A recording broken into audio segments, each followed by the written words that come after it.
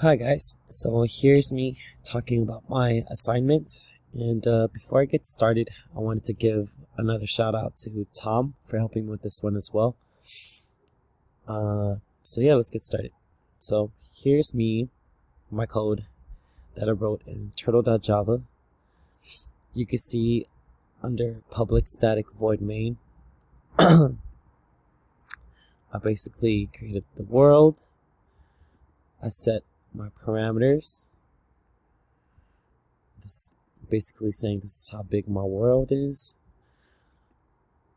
Made three turtle objects, and in the parameters I placed them in specific spots.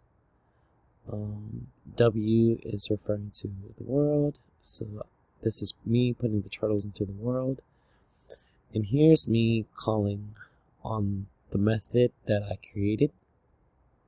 You can see the two numbers here. That is the size and angle that I created in my method. And I think this is where it gets pretty cool. What I made in overall wasn't all that creative. Let's see if I could find it. Here you go. Yeah, this is 3 stars overlapping itself and growing in size. It just took me forever to figure out how to even use the nested for loops in Java, but kind of got a hang of it. And from what I've learned, the way Java nested for loops work is in order, so they don't run simultaneously. So first the computer's going to run this for loop, and then it's going to run this for loop. And that might sound pretty obvious at first, but as you can see, the syntax, both for loops are in the same method,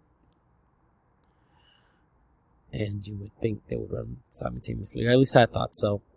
But yep, this is a nested for loop. The first one, what it does is it's gonna make my star grow in size by 20, and it's gonna run the loop until it equals 2. And in this for loop,